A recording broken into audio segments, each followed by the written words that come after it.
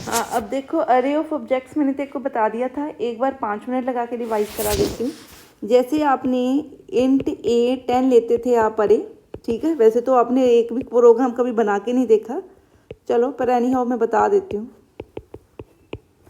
जैसे मैंने सपोज ये 10 लिया तो ये क्या करता है 0 से लेके 10 तक 2 बाइट्स का साइज़ रखता है, क्योंकि इंटीजर 2 बाइट्स का है। और पहली पोजीशन ए ऑफ 0 में डाटा स्टोर होगा, ए ऑफ 1 में स्टोर होगा, ए ऑफ 2 में स्टोर होगा, and so on A of n तक डाटा क्या हो जाएगा, स्टोर हो जाएगा। ठीक है, क्लियर है।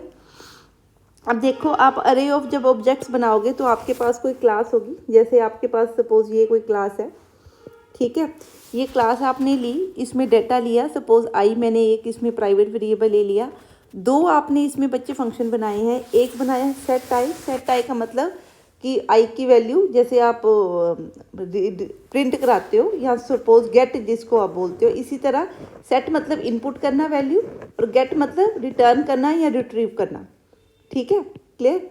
सो ये दो उसने फंक्शन बनाए हैं। सेट फंक्शन में क्या कर रहा है, ये इंस्टेंस वेरिएबल, सॉरी ये लोकल वेरिएबल पास कर रहा है, और ये कौन सा पैरामीटर है, ये इंस्टेंस वेरिएबल है।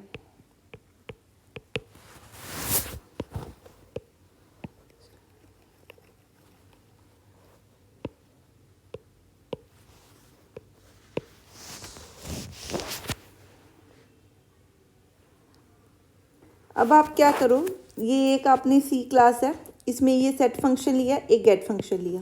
गेट फंक्शन क्या करता है, आई की वैल्यू को रिटर्न करा रहा है। सेट फंक्शन क्या करता है, इस आई की वैल्यू को जो भी जे पैरामीटर में पास करोगे वो आई में क्या करा रहा है, स्टोर करा रहा है।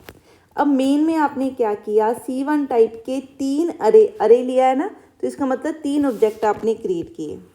ठीक, सो इसका मतलब इंडेक्स नंबर 0, इंडेक्स नंबर 1 और इंडेक्स नंबर 2।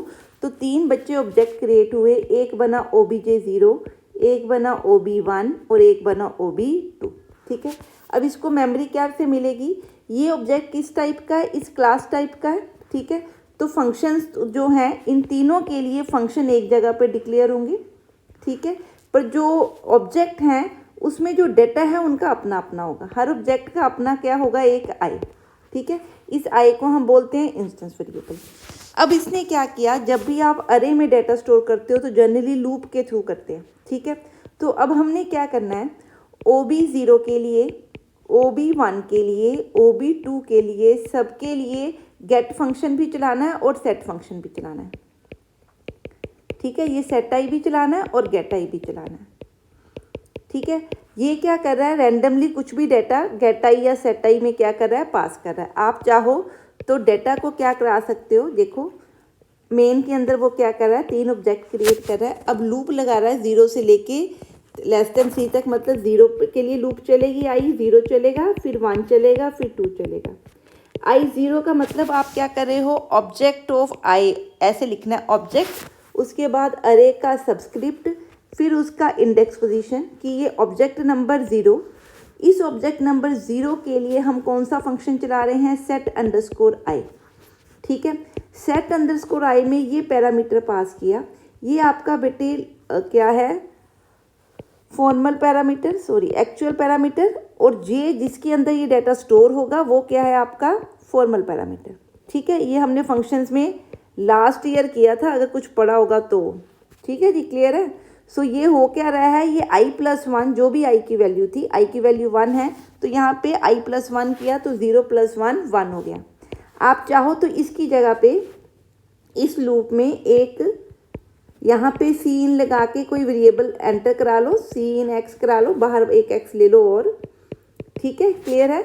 और उस x की वैल्यू यहाँ पे पास कर दो, ताकि ये x j में जाए और उसकी वैल्यू क्या हो जाए, इसमें स्टोर हो जाए। अदरवाइज उसने सिर्फ रैंडमली करके दिखाया आपको। ठीक है, जब आपने सेट आई ये आई चलाया, अब एक चीज़ और, एक आई यहाँ पे है, ये आई क्या है, इस मेन का अपना वेरिएबल। ये आई क्या है, ये आई है जब ऑब्जेक्ट क्रिएट होंगे तो उस ऑब्जेक्ट के अंदर के वेरिएबल ये वाले आए, तो ये सारे चारों के चारों डिफरेंट आईज हैं। ठीक है, जब मेन चल रहा है तो ये आई चलेगा, जब ऑब्जेक्ट का इंडेक्स डॉट करके यूज़ कर रहे हो आप सेट या गेट, तो उस ऑब्जेक्ट का आई आप क्या कर रहे हो, एक्सेस कर रहे हो। ठीक है, क्लियर है ये बात।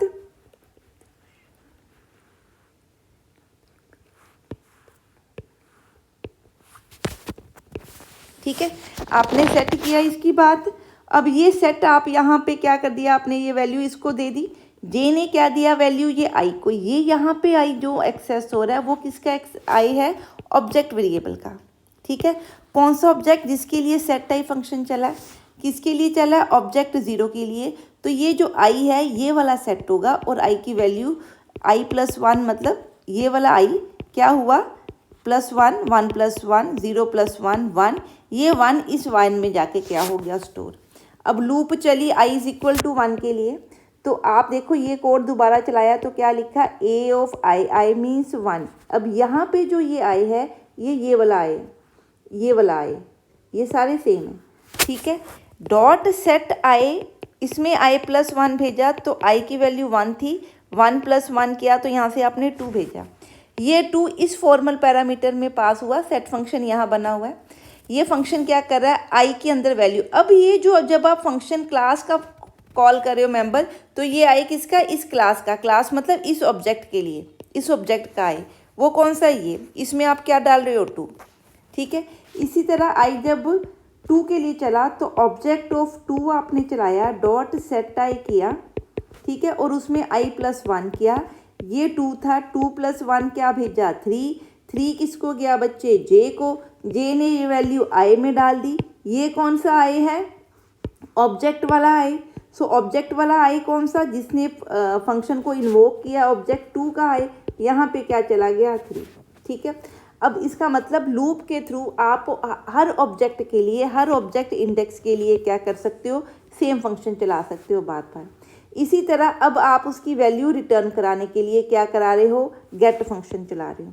गेट फंक्शन क्या कर रहा है,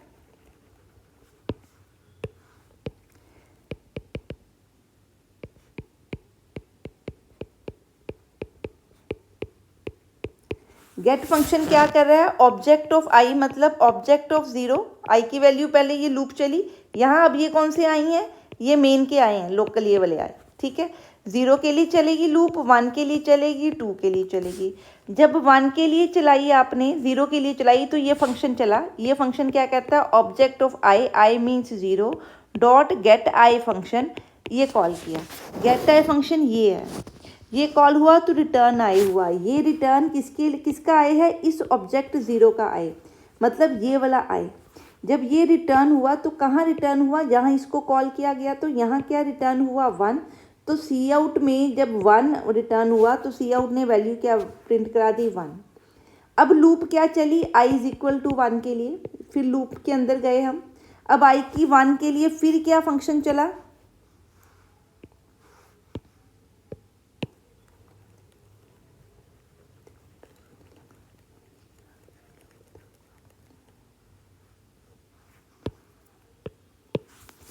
जब ये फिर फंक्शन चला।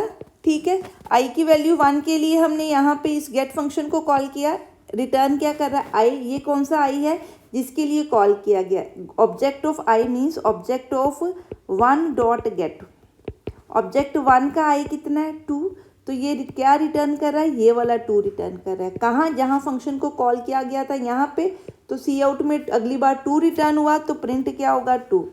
सिमिलरली जब आई की वैल्यू बच्चे 2 हो जाएगी तो गेट आई फंक्शन चला, पर किसके लिए, ऑब्जेक्ट ऑफ 2 के लिए। ठीक है, ऑब्जेक्ट 2 के लिए ये फंक्शन चला, रिटर्न आई कर रहा है, तो ये आई किसका रिटर्न होगा, ऑब्जेक्ट 2 का रिटर्न।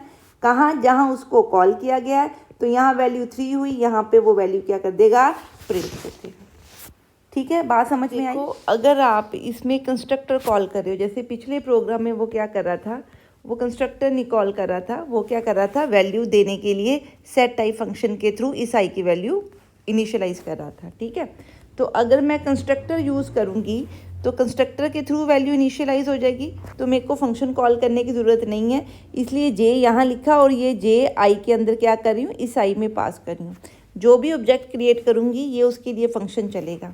ये कौन सा कंस्ट्रक्टर है, पैरामीटराइज कंस्ट्रक्टर। अब देखो, अगर मैं ऑब्जेक्ट्स का अरे बना रही हूँ, किसी क्लास टाइप के ऑब्जेक्ट ले रही हूँ और उसका अरे बना रही हूँ, और अगर उस क्लास में कंस्ट्रक्टर दिए हुए हैं तो वो कैसे एग्जीक्यूट होंगे। अब ये उसने एक पैरामीटराइज कंस्ट्रक्टर दिया है। ठीक है, अब मेन लिया, मेन में 3 हमने क्या किए, ऑब्जेक्ट बनाए। अब क्योंकि पैरामीटराइज कंस्ट्रक्टर है, या तो आप करो एक एम्प्टी भी आप ले सकते थे जहाँ आई की वैल्यू 0 कर दो, ठीक है, तो आप एम्प्टी कंस्ट्रक्टर भी ले सकते थे। तो आप चाहते तो इस तरह से भी किसी भी तरह के ऑब्जेक्ट बना सकते थे। जब ये चलता तो क्या चलते, एम्प्टी कंस्ट्रक्टर, मतलब डिफ़ॉल्ट कंस्ट्रक्टर जिसमें कोई भी पैरामीटर पास नहीं किया गया। ठीक है, क्लियर है। अब ये जो है यहाँ पे हमने क्या है, क्योंकि यहाँ पे एम्प्टी कंस्ट्रक्टर नहीं लिया, और हमने रूल क्या पढ़ा है कि अगर आपने कंस्ट्रक्टर ना लिया हो तो आपको क्या करना पड़ता है, आपने जो कंस्ट्रक्टर डिफाइन किया है उसी के हिसाब से इनिशियलाइज करना पड़ता है। अब क्योंकि आपके पास जो है कंस्ट्रक्टर पैरामीटर 1 वाला कंस्ट्रक्टर है, तो जब आप 3 ऑब्जेक्ट बना रहे हो तो आपको पैरामीटर भी कितने पास करने पड़ेंगे, 3। देखो ऑब्जेक्ट नंबर 0 बन रहा है, ऑब्जेक्ट नंबर 1 बन रहा है, ऑब्जेक्ट नंबर 2 बन रहा है। ठीक है, ऑब्जेक्ट नंबर 0 का क्या मतलब है कि आप ये वाली पैरामीटर ऑब्जेक्ट नंबर 0 को पास कर रहे हो। ये एक्चुअली क्या है, आप ऐसे कुछ कर रहे हो, ऑब्जेक्ट 0 और उसको पैरामीटर पास कर रहे हो, क्या पास कर रहे हो, 1। इसका मतलब जब ऑब्जेक्ट 0 बनेगा तो उस वक्त ये कंस्ट्रक्टर चलेगा और ये वाला 1 पैरामीटर इस जे में पास होगा। ये जे लोकल वेरिएबल है, तो क्लास के इस वेरिएबल में जे आपका पास हुआ, तो यहाँ उसने आई लिखा, जो भी आप यहाँ से पास करोगे वो इस आई में जाके क्या हो गया, इस स्टेटमेंट के थ्रू स्टोर हो गया। ठीक है, इसी तरह जब ऑब्जेक्ट 1 के लिए, जब ऑब्जेक्ट 1 क्रिएट होगा, क्योंकि 3 ऑब्जेक्ट क्रिएट हो रहे हैं तो कंस्ट्रक्टर भी कितने चलेंगे, 3 कंस्ट्रक्टर चलेंगे। ठीक है, पहला पैरामीटर दिया ऑब्जेक्ट 1 के लिए, दूसरा पैरामीटर दिया ऑब्जेक्ट 2 को, तीसरा पैरामीटर किसको दिया, ऑब्जेक्ट 3 को। किसको दिया, इन्हीं कंस्ट्रक्टर्स को।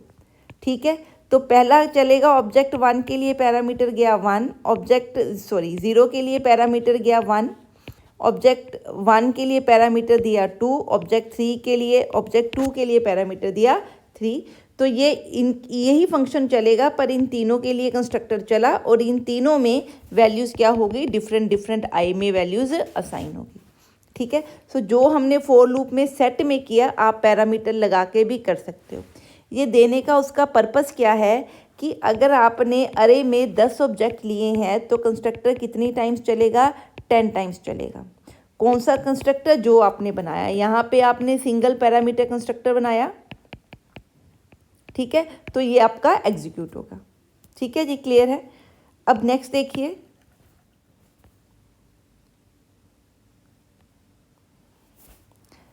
अब देखो, अब लूप लगा के सिर्फ उसने सेम रिटर्न फंक्शन यहाँ चलाया, बाकी सिर्फ ये काम एक्चुअली कंस्ट्रक्टर ही कर रहा है। ठीक है, अब वो कहता है कि प्रोग्राम वही काम कर रहा है जैसा पुराना कर रहा था, सिर्फ फ़र्क क्या है कि यहाँ कंस्ट्रक्टर चलाए। इसी कंस्ट्रक्टर को चलाने का ये भी तरीका है, मतलब ऑब्जेक्ट 0 के लिए क्लास, ये क्लास का नेम है, ठीक है, क्लास का नेम, उसके बाद पैरामीटर दे दिया उसको, तो ये कंस्ट्रक्टर ऑटोमेटिकली ऑब्जेक्ट नंबर 0 के लिए चलेगा। ठीक है, ये कंस्ट्रक्टर ऑब्जेक्ट नंबर 1 के लिए चलेगा, ये कंस्ट्रक्टर ऑब्जेक्ट नंबर 2 के लिए चलेगा। देने का तरीका क्या है, ऑब्जेक्ट का अरे क्रिएट किया, जितने ऑब्जेक्ट हैं, ठीक है, कर्ली ब्रेसेस डाली, सेमीकोलन डाला, क्लास का नेम दिया और उसमें पैरामीटर दे दिया, क्लास का नेम दिया, उसका पैरामीटर, क्लास का नाम याद रखो जो आपने क्लास में दिया है उसके पैरामीटर दे दिए। कितनी बार दिए, 10 बार। सो जो ऑब्जेक्ट 0 है उसको पैरामीटर 1 चला जाएगा, पहले वाला, ऑब्जेक्ट 2 0 1 में अगला चला जाएगा, ऑब्जेक्ट 2 में अगला चला जाएगा, ऑब्जेक्ट 3 में अगला चला जाएगा, 4 में अगला चला जाएगा, एंड सो ऑन ऑब्जेक्ट 9 तक सब वैल्यूज़ क्या हो जाएंगी, स्टोर हो जाएगी। अब इसमें उसने इस क्लास में 2 पैरामीटर्स लिए, मतलब 2 ऑब्जेक्ट वेरिएबल्स ले लिए। ठीक है, सो अगर आपने इस क्लास में कंस्ट्रक्टर बनाया तो आपको एच और आई दोनों को इनिशियलाइज करना पड़ेगा। सो इसलिए मैंने 2 पैरामीटर्स वाला क्या ले लिया, कंस्ट्रक्टर ले लिया।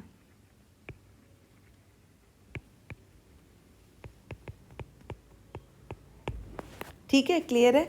सो 2 फंक्शन लगा लिए, एक रिटर्न करने के लिए 2 फंक्शन लगाए, एक फंक्शन आई की वैल्यू रिटर्न कर रहा है, एक एच की। आप चाहो तो आप रिटर्न ना करा के इसकी वैल्यूज़ को वॉइड करके डिस्प्ले करा के भी दिखा सकते हो। डिस्प्ले में आप सिर्फ क्या करोगे, आई की वैल्यू भी प्रिंट करा दोगे और जे की वैल्यू भी, एच की वैल्यू भी प्रिंट करा दोगे। आप ये भी कर सकते हो, ठीक है, वो आपकी मर्ज़ी है, सिर्फ शो कर रहा है कि ये काम कैसे कर रहा है। अब जब आपने 2 पैरामीटर दिए हैं तो फिर हम ऐसे नहीं ले सकते। अब मैंने 3 का ऑब्जेक्ट लिया, कितने ऑब्जेक्ट बना रही हूँ, 3, object of 0, object of 1 and object of 2। अब हर ऑब्जेक्ट को कितने पैरामीटर देने हैं, 2 पैरामीटर। ये लोकल वेरिएबल हैं, ये दोनों, ठीक है। अगर सपोज मैं ऑब्जेक्ट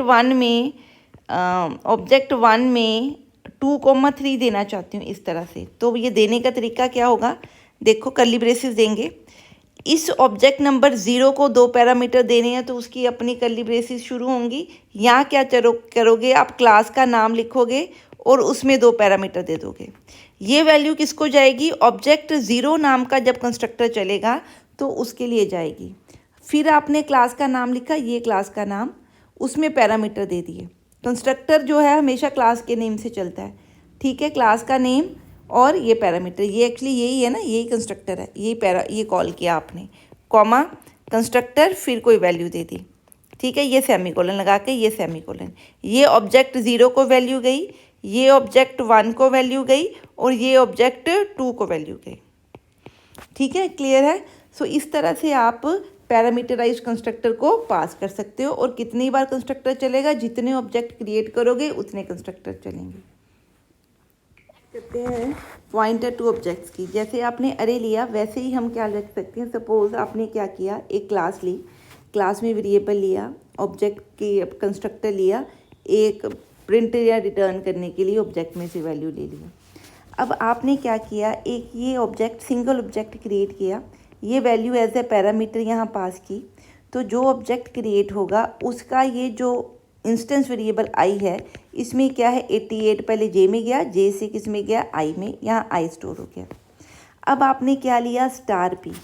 जैसे यहाँ पे अगर C1 स्टार पी लिखूँ तो क्या है, P is a pointer to object of type class of type C1, मतलब C1 टाइप का कोई भी आप जो ऑब्जेक्ट लोगे तो P उसको पॉइंटर है। इसका क्या मतलब, P will store address of an object of type C1, ठीक है। सो इस पॉइंटर का जो हमने पीछे पॉइंटर पढ़े वही कॉन्सेप्ट है, पर अब ये पॉइंटर जो है इंटीजर या फ्लोट की जगह किसको पॉइंट कर रहा है, क्लास टाइप डेटा को। तो क्लास टाइप डेटा क्या होता है, उसको हम वेरिएबल ना बोल के क्या बोलते हैं, ऑब्जेक्ट। सो ये अगर P कोई पॉइंटर है तो P पॉइंटर, इसका कोई अपना एड्रेस होगा, पर ये किसी ऑब्जेक्ट को पॉइंट करेगा। ऑब्जेक्ट मतलब सपोज मैंने OB लिया जिसके I में 88 है, इसका अपना कोई एड्रेस होगा, तो ये पॉइंटर क्या करेगा, इसका एड्रेस स्टोर करेगा, ठीक है। सो एड्रेस डालने के लिए आप करते क्या हो, P मतलब P के अंदर वैल्यू डाल रहे हैं, क्या डाल रहे हैं, P के अंदर स्टोर क्या होना है, क्योंकि ये पॉइंटर टाइप वेरिएबल है तो इसमें हमेशा एड्रेस स्टोर होगा, किसका, ऑब्जेक्ट का। तो मैंने लिखा %obj, जब %obj लिखा तो ये 200 जाके यहाँ पे क्या हो जाएगा, स्टोर हो जाएगा। अब जैसे आप स्ट्रक्चर्स में करते थे, पॉइंटर टू स्ट्रक्चर, तूने पढ़े ही नहीं होंगे स्ट्रक्चर पेन जी, तो जो पॉइंटर्स था, पॉइंटर के थ्रू अगर मैंने P पॉइंटर है आपका, तो इसके थ्रू है, तो ये किसको पॉइंट करा, इस ऑब्जेक्ट को, इस ऑब्जेक्ट का ये फंक्शन है, ठीक है। सो जब ये फंक्शन कॉल करना है तो मैं डॉट ऑपरेटर नहीं लगाती, ये याद रखना है। डॉट ऑपरेटर के इस तरफ या तो स्ट्रक्चर टाइप वेरिएबल होगा या ऑब्जेक्ट टाइप वेरिएबल होगा। ये पॉइंटर है, ये नॉर्मल ऑब्जेक्ट नहीं है, तो इसके लिए हमें यहाँ पे एक एरो ऑपरेटर बोलते हैं इसको, ठीक है। ये स्ट्रक्चर, ये क्या होता है, ये ऐसे,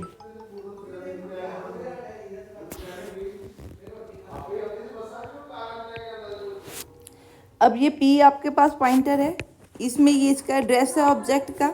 अब अगर इस पॉइंटर के थ्रू इस ऑब्जेक्ट के इन फंक्शंस को या डेटा को एक्सेस करना है तो क्या लिखोगे, P और एरो फंक्शन। ये एरो क्या है, स्ट्रक्चर। इस एरो के लेफ्ट में हमेशा याद रखो पॉइंटर टू क्लास होगा, ये मतलब पॉइंटर टू क्लास कह लो या ऑब्जेक्ट कह लो, या पॉइंटर टू स्ट्रक्चर होगा, ठीक है।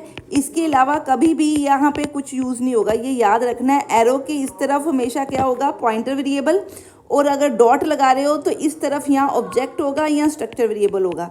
इसके अलावा कोई वेरिएबल आप यूज़ नहीं कर सकते, ठीक है, क्लियर है। चलो अब आप इससे रिलेटेड ये उसने दिया है कि अगर पॉइंटर के थ्रू इस फंक्शन को एक्सेस करना, अगर ob.get लगाओगे तो भी ठीक है, अगर पॉइंटर के थ्रू एक्सेस करना है तो एरो लगा के आप गेट आई फंक्शन के थ्रू इसको यूज़ कर सकते हो।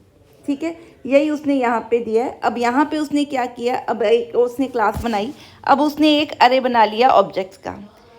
इसमें 3 ऑब्जेक्ट्स हैं। ठीक है, अब इन ऑब्जेक्ट्स में उसने ये पैरामीटर इनिशियलाइज कर दिए, तो ये कंस्ट्रक्टर आपका ये वाला चलेगा, पैरामीटराइज वाला। जो आप पास करोगे उसके आई में क्या हो जाएगा, जाके स्टोर हो जाएगा। ठीक है, अब आपने एक पॉइंटर ले लिया p। ठीक है, अब आप क्या कर रहे हो, अब p में आपने क्या डाला, obj। obj एक्चुअली क्या है, बेस एड्रेस ऑफ अरे।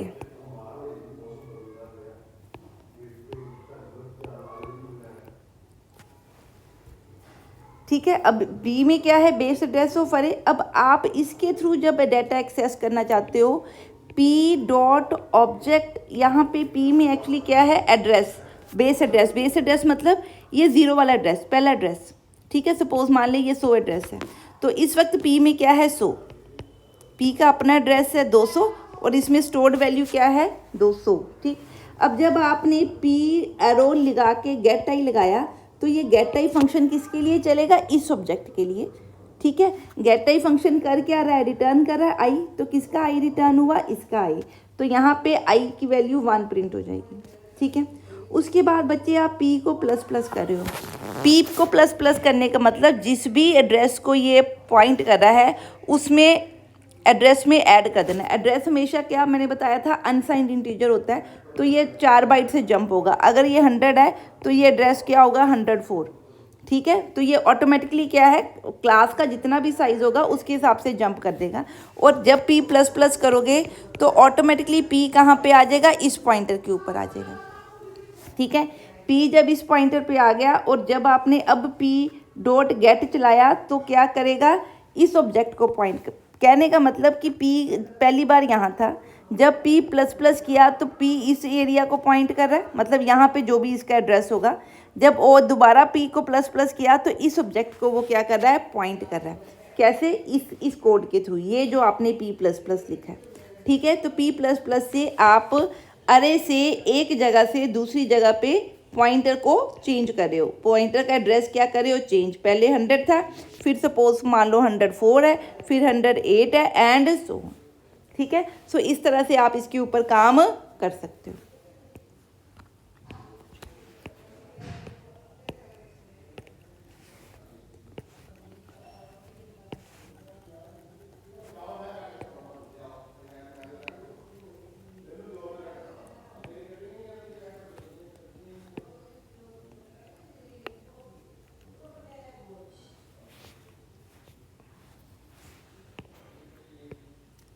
अब देखो यहाँ पे आप, यहाँ उसने दिखाया है कि आप कोई भी ऑब्जेक्ट लिया आपने, जैसे ये ऑब्जेक्ट लिया, ये कंस्ट्रक्टर पैरामीटर पास करके एक आपने कंस्ट्रक्टर इनिशियलाइज किया, इस ऑब्जेक्ट के आई में क्या डाल दिया, 1 डाल दिया। क्लास फंक्शन एक तरह की चल रहा है। p पॉइंटर लिया, p में क्या कर रहे हो, ऑब्जेक्ट 1 का एड्रेस, मान ले इसका एड्रेस 1 है, p एक वेरिएबल है, उसका अपना एड्रेस 100 है, ये पॉइंटर यहाँ पे स्टोर हो गया पॉइंटर। ठीक है, अब आप एम्परसेंड ओबीजे डॉट आई का क्या मतलब है। ठीक है, अब ये आप क्या कर रहे हो बेटे, यहाँ पे अब जो पॉइंटर है ना, ये इंटीजर टाइप आपने लिया। जब एम्परसेंड ओबी डॉट आई तभी एक्सेस कर सकते हो अगर वो पब्लिक हो। ये देखो आपने आई पब्लिक में लिया। ठीक है, ओबी डॉट आई का मतलब ओबी में जहाँ पे भी आई इंटीजर स्टोर्ड है उसका एड्रेस। इसका मतलब ये जो चीज़ आपको दे रही है ना, ये इंटीजर वैल्यू है। क्यों, ये ओबीजे डॉट आई है। ठीक है, उसके बाद जब ये आपने ले लिया तो ये इंट का एड्रेस हो गया, उसके आगे क्या लगा दिया, एम्परसेंड, तो इंटीजर का एड्रेस रिटर्न करा है। तो p में एक्चुअली आपने पॉइंटर किस टाइप का लिया, वेरिएबल इंटीजर टाइप का। बात समझ में आई।